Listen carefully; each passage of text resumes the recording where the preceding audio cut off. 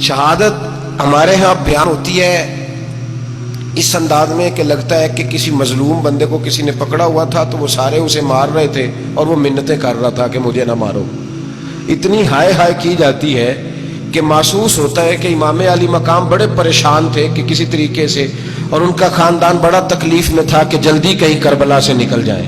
حالانکہ اس دھرتی پہ، اس کائنات پہ صبر، شجاعت، استقامت اور حوصلہ جس سے کائنات سیکھے گی وہ صرف امام حسین ہی ہے. اتنے بڑے صابر آدمی کے بارے میں اس طرح کا رویہ اختیار کرنا کہ وہ تو گویا اس طرح کر رہے تھے کہ بس کسی طریقے سے میری تو یہ امام حسین کی مظلومیت سنا کے لوگوں کو اس طرح کا کر دیا جاتا ہے. یہ انداز بتایا جاتا ہے کہ شاید واقعہ کربلا رونے دھونے کا نام ہے، حالانکہ بات یہ نہیں ہے. یزید کی لشکر جو امام حسین کے مقابلے میں آیا، امام حسین کے لشکر کی تعداد 72 تھی تو یزید نے 22,000. مجھے بتائیے 72 کا 22,000 سے کو مقابلہ ہوتا ہے؟ عمر بن سعد نے پھر عبید اللہ ابن زیاد کو لکھا کہ 22,000 بندے تھوڑے ہیں، کچھ بندے زیادہ بھیج. تو عمر بن سعد کو عبید اللہ ابن زیاد کہنے لگے کہ تو پاگل تو نہیں ہو گیا، 72 کے لشکر کا 22,000 بھیجا، اور کتنا بھیجوں؟ تو اس نے کہا تمہیں یہ نہیں پتا یہ لوگ کون ہیں؟ یہ مولا علی شیر خدا کی اولاد ہے. ان میں ایک ایک شخص ایسا ہے جو 1,000 کے مقابلے میں لڑنا جانتا ہے. تو یہاں کمزوری دکھائی جاتی ہے. ہمارے بچے سمجھنے لگے ہیں کہ یہ شاید کوئی ایسی داستان ہے، اور اس طرح کا ماحول ٹی وی پہ میں دیکھ رہا تھا، اس طرح کا ماحول بنایا جاتا ہے جیسے کوئی خوف ہے. یعنی واقعہ کربلا کوئی ایسا واقعہ جسے دیکھ کے خوف طاری ہو جائے، بچے راتوں کو ڈریں. وہ اکیلے درخت دکھائے جا رہے ہیں اور تیر دکھائے جا رہے ہیں. او یار، کیا قوم کی تربیت کر رہے ہیں؟ واقعہ کربلا حوصلے کا نام ہے، دلیری کا نام ہے. سنیں بات اصل میں کیا تھی، بڑے ٹھنڈے دماغ سے میری بات کو سمجھیے گا. حضرت مولا علی شیر خدا کے بعد مسلمانوں کے متفقہ امیر بنے تھے حضرت امیر معاویہ. انہیں امیر کس نے بنایا تھا؟ امام حسن نے. حضرت علی کے بڑے صاحبزادے حضرت امام حسن نے ان سے صلح کی، انہیں خلافت دی. اور صحیح بخاری میں نبی پاک نے فرمایا تھا میرا بیٹا حسن سردار ہے، جب مسلمانوں کی جماعتوں میں لہو بہ جائے گا تو حسن ان کی صلح کرا دے گا. وہ صلح امام حسن نے کرائی. جناب امیر معاویہ امیر بن گئے. حضرت امیر معاویہ رضی اللہ تعالیٰ عنہ بڑا پیار کرتے تھے نبی پاک سے، بڑا احترام کرتے تھے حضور کے خاندان کا. ان کی جو اجتہادی خطائیں ہیں وہ اپنی جگہ پہ موجود ہیں. چونکہ امام حسن نے ان سے صلح کر لی، لہذا ہم بھی ان کے بارے میں کوئی جملہ کہنے کے مجاز، ہماری مجبوری امام حسن ہے. اس لیے کہ جسے امام حسن صحیح کہے پھر امام حسن کے ماننے والے کو اسے غلط نہیں کہنا چاہیے. حضرت امیر معاویہ رضی اللہ تعالیٰ عنہ کا جب وصال ہوا تو حضرت امام حسن پہلے ہی ان سے وصال کر گئے، آپ کو زہر دے دیا کہ آپ شہید ہو گئے. امام حسین موجود تھے تو یزید کے بارے میں لوگوں نے کہا جناب امیر معاویہ سے کہ یہ ٹھیک ہے، مناسب ہے اور بہادر ہے، دلیر ہے، وہ جو ہوتے ہیں نا خوش آمدی ٹولہ. تو حضرت امیر معاویہ کے گرد بھی کچھ ایسے لوگ تھے، انہوں نے آپ سے کہا کہ یزید کو نامزد کر دیں. تو آپ نے یزید کو بلایا، حوالہ مجھ سے دیکھ لیجئے گا. بلا کے فرمایا کہ 3 بندوں کے سامنے اپنی خلافت پیش کرنا، اگر وہ تجھے مان جائیں تو امیر بن جانا، نہ مانے تو چپ کر کے گھر بیٹھ جانا. وہ 3 بندے کون ہیں؟ جناب عبداللہ ابن عباس، حضرت عبداللہ بن زبیر اور امام حسین رضی اللہ تعالیٰ. یہ وصیت فرمائی جناب امیر معاویہ. حضرت امام حسین کی وہ شخصیت تھی کہ مشکات میں حدیث ہے، نبی پاک صلی اللہ تعالیٰ علیہ وسلم کی چچی جناب ام فضل صبح صبح گھبرائی حضور کی بارگاہ میں آئیں. عرض کی یا رسول اللہ صلی اللہ علیہ وسلم، آج میں نے عجیب خواب دیکھا ہے، میں ڈر گئی ہوں. حضور نے فرمایا چچی کیا دیکھا؟ عرض کی حضور میں نے دیکھا ہے کہ آپ کے وجود کا گوشت کا ایک ٹکڑا کٹ کے میری جھولی میں آ گیا ہے.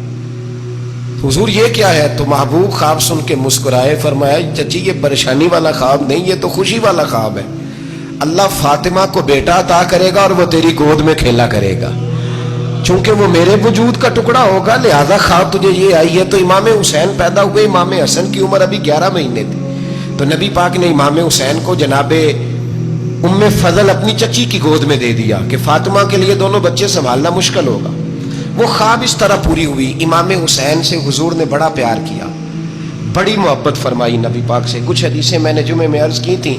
حضرت ابو ہریرہ رضی اللہ تعالیٰ عنہ کہتے ہیں یہ واحد بچہ تھا حضور کے گھرانے کا کہ میں نے دیکھا کہ نبی پاک صلی اللہ علیہ وسلم بیٹھے تھے تو یہ حضور سے کہہ رہے ہیں، نبی پاک سے، کہ نانا جی اٹھ کے کھڑے ہو. کہتے ہیں حضور کھڑے ہو گئے تو کہنے لگے میں نے آپ کے برابر جانا ہے.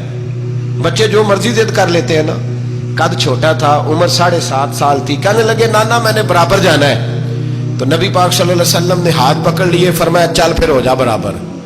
تو حضرت ابو ہریرہ کہتے ہیں انہوں نے حضور نے ہاتھ پکڑے, اوپر کھینچا تو امام حسین نے پہلے اپنے پیر حضور کے گھٹنوں پہ رکھے, پھر نبی پاک کے سینے پہ رکھے, اور جب ان کا قد سر تھوڑا سا حضور سے اونچا ہو گیا تو محبوب فرمانے لگے چل بس کر, تو نے تو کہا تھا آپ کے برابر ہونا ہے, تو اوپر نکل گیا ہے, چل بس کر. فرماتے پھر امام حسین نے زبان باہر نکالی تو محبوب ان کی زبان چوسنے لگے, پھر ساتھ لٹا لیا اور انہیں سونگھنے لگے.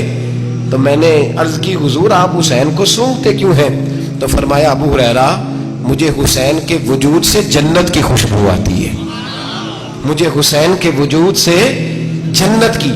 ایک دن حضور گزر رہے تھے, اصل اس طرح تھا کہ یہ نبی پاک کا حجرہ تھا. جن لوگوں کو اللہ نے مدینے کی زیارت کرائی ہے وہ جان سکتے ہیں, نبی پاک کا حجرہ تھا تو حضور کے حجرے کی اس جانب یعنی مسجد کی جو بالکل سیدھ ہے اس کی بیک میں سیدہ فاطمہ رہتی تھی. تو حضور اکثر نہ نماز کے لیے جب نکلتے تو حضرت فاطمہ کے حجرے کے پاس سے ہو کر دوبارہ محراب میں جاتے. محبوب حجرے کے پاس سے گزرے تو امام حسین رو رہے تھے, تو حضرت فاطمہ نے کسی بات میں جھڑک دیا تو امام حسین رونے لگے. تو نبی پاک نماز کے لیے گئے تو واپس لوٹ آئے, اور واپس تشریف لا کے کہا فاطمہ حسین کو کیا ہوا؟ عرض کی یا رسول اللہ تنگ کر رہے تھے میں نے ڈانٹ دیا ہے. کیا خوبصورت جملے ہیں حدیث پاک میں. سرکار نے فرمایا فاطمہ اس کو حسین کو نہ رونے نہ دیا کر, یہ جب روتا ہے نا تو میرے دل کو تکلیف ہوتی ہے. تو بی بی صاحبہ کہتی ہیں یہ حکم آیا نبی پاک کا میرے نا, پھر میں نے ڈانٹنا چھوڑ دیا. یہ ان کے فضائل تھے کم, ان کی تربیت خود نبی پاک نے فرمائی, خود ڈیوٹی. میں کسی منطق کا فلسفہ میں اب تو اللہ تعالیٰ معاف کرے, پہلے ہم لوگوں کو کہتے تھے فلانی مجلس میں نہ جانا فلانی, اب تو مصیبت بن گئی ہے, جانے کی ضرورت نہیں, ہر شے موبائل میں آ گئی. مجھے بھیجتے ہیں کہتے ہیں حضرت صاحب یہ ذرا سننا, یہ ذرا سننا. کل کراچی سے کچھ مہمان آ گئے تو بچوں نے وہ کلپ سنبھال کے یہ مولوی دیکھو کیا کہتا ہے. اب آیتیں پڑھی جا رہی ہیں قرآن پاک کی, اتنا ٹکڑا یہاں سے لیتے ہیں, اتنا ٹکڑا یہاں سے لیتے ہیں, اور ملا کے پتہ نہیں کون سا مکسچر بنا رہے ہیں. کسی آیت کا ترجمہ نہیں, کوئی واضح حدیث نہیں. ایسے ہوا ہوگا پھر اس کو اس سے جوڑ لیں تو کیا بنتا ہے, اتنی جمع کر. یہ کون سا دین ہے جو توڑ مروڑ کے بیان کر رہے ہیں؟ کون سا مذہب ہے؟ دین تو واضح کھلی کتاب ہے. اب ہمارا یہ شوق ہے, ہم ہر تماشا دیکھنا چاہتے ہیں, ہم اپنے لوگوں کی قدر نہیں کرتے, اور بڑی بڑی دور جا کے ہم غلط معاملات میں جاتے ہیں, پھر ذہن ہمارے شکوک کا شکار ہوتے ہیں. ہمیں سمجھنا چاہیے کوئی ایسی کسی دلیل کی ضرورت نہیں ہے. جب ان کے واضح چیزیں ان کی کتابیں میں موجود ہے, حدیث میں موجود ہے, قرآن مجید میں ان کے فضائل کھل کے موجود ہے, تو دور جانے کی کیا ضرورت؟